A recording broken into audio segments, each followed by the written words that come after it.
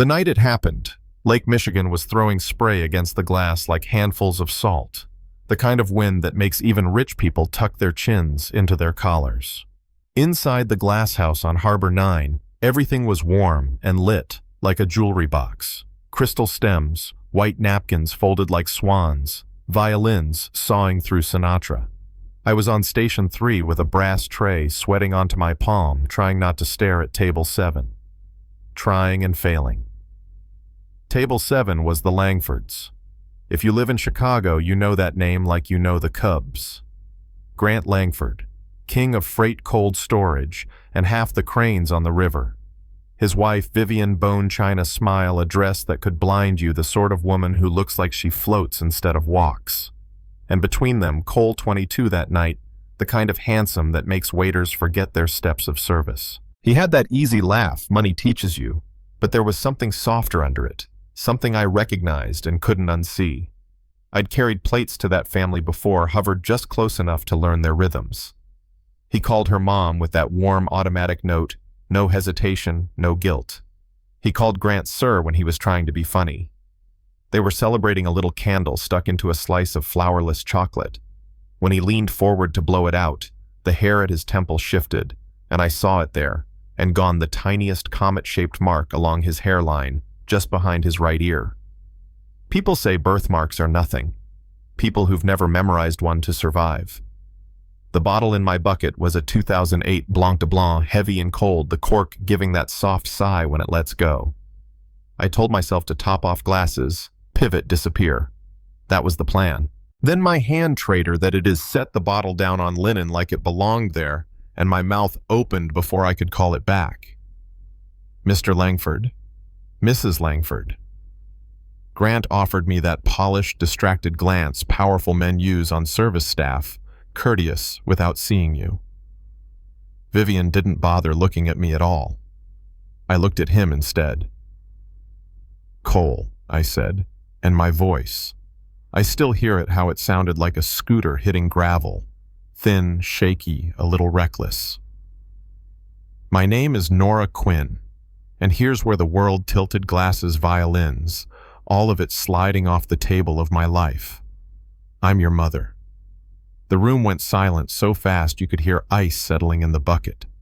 Cole blinked, confused, like I'd told him the fire exit was an elevator. His smile went from polite to lost. Vivian's head whipped toward me, slow and dangerous. A laugh slipped out of her, not the kind that warms a room. Charming, she said. Julian, please remove this person. Our manager practically teleported. Nora, what are you doing? Wait, Cole said. Hand up, eyes on me. Now really looking. What did you say? I fumbled in my apron fingers. Slick found the little brass compass I keep scratched, ugly, a flea market rescue. It pops open like a locket. Inside, a Polaroid older than my rent overdue notices me at 17, terrified and stubborn, holding a squinty newborn with a fist like a starfish. On the back, my mother's shaky hand. May 14th, 2004. Please, I said, holding it out. 10 minutes. That's all they gave me. They let me hold you 10 minutes before they took you. Vivian didn't lose volume, she lost temperature. Security. Cole didn't move. He touched his hairline like it itched fingers hovering where that tiny comet lives. How would you know about that? It wasn't a challenge. It was the kind of question a kid asks the first time an adult lies to them. Because the nurse showed me, I said. She said, it's how you'll always know him in a crowd. And I kissed it. I can still feel the shape of it even now. Grant stood chair scraping marble. Enough he snapped, and for a second I saw something crumble behind his eyes. Anger, sure, but fear too. The guards took my elbows. I didn't fight. I couldn't make a scene bigger than the truth itself. As they turned me, I caught Cole's stare over Vivian's shoulder. Wide, unsure, bleeding questions. He followed his parents. I went out the service hallway, the one that smells like lemon oil and old mop heads. The door shut on the violins, and for a second the only music left was the buzz of fluorescent lights and my own heart. You don't sleep after a thing like that. I walked. I ended up sitting on the edge of my bathtub compass open on my knees, my mother's handwriting like a little saw against my ribs. People imagine courage as a bonfire. They don't talk about the next morning how it comes anyway, how you clock in with your hands shaking. 2 days went by. I lost my job, of course I did. I was prepared for that. I wasn't prepared for the buzz at my apartment door at 9:17 on a gray Thursday. Nora. The intercom crackled. I knew the voice television interviews charity galas only softer now. I pressed the button. 3rd floor end of the hall. Cole Langford is 6'2", but moved like he didn't want to take up space. The first thing he did was look down at the compass on my table like it might bite. He didn't sit until I did. "I'm not here to hurt anyone," he started, which made me want to laugh because that's what boys say when they show up with eyes like storm glass. "I just need you to tell me everything. And I need it to be real." So I told him. Not the melodramatic version, just the plain truth, chipped and ugly. I grew up in a church where girls like me sat in the back. Fell in love with a boy who said he'd write from basic and never did. My parents shipped me off to a place in Indiana with a nice name and frosted windows, the halcyon home for expectant mothers. A woman with perfect hair. Mrs. Calloway from Halcyon Family Services told me there was a couple in Chicago who could give my baby the world. She paid for my prenatal care, my bed, the better food on my tray. I signed papers I didn't understand, and the day he came, May 14th, I got 10 minutes of forehead kiss on a tiny comet and an envelope of cash, big enough to make a 17-year-old feel bought. When I came back 2 months later to ask questions, the office was gone.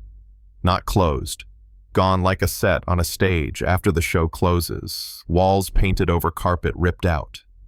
He didn't interrupt. He just watched me thumb, worrying a seam on his jeans.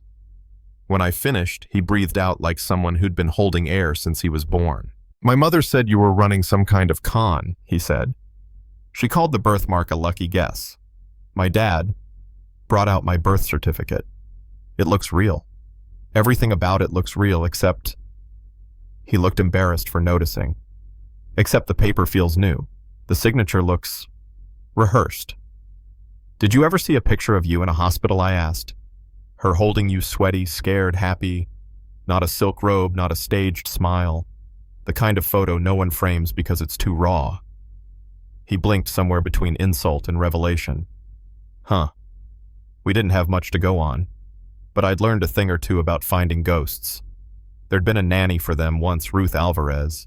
I'd tracked her name years back to a church bulletin in Pilsen, and then lost the trail. Cole and I followed it now, dusty parish basement, a ledger with wrinkled corners, a deacon who remembered someone who remembered. The city gave way from glass to brick. We found her in a bungalow that smelled like laundry and cumin. Her hair white, her hands strong. She opened the door, and I swear she almost said his name before he did. She put a hand to her chest, sat us down with tea and chipped cups, and told us what no piece of paper would she never saw Vivian pregnant. Not once. Doctor's orders. They always said, bed rest privacy. Then one night, way past midnight, a black car rolled up to the service door. A woman Ruth didn't know carried a sleeping newborn in a plain blue blanket. Vivian was in the nursery with perfect hair and lipstick, not a bead of sweat, not a wince. She handed me the baby like a borrowed book, Ruth said, shaking. "Your father was in Tokyo or Dallas somewhere with a skyline. When he came home, he acted like he'd been there the whole time." She rubbed the heel of her hand over her mouth, deciding whether to hand us one last match for the fuse. "I worked maternity before I was a nanny," she whispered. "There are things you can't fake, how you move what your body remembers." She didn't have it. And then the part that sucked the air right out of the room, I heard them arguing once through the door to his office. She said, "It was the only way you'd have a son. You know what Dr. Keene told you." And he said he sounded small. "I know. We will never speak of it again." Cole sat there, 22, and suddenly 8, the edges of his world peeling up.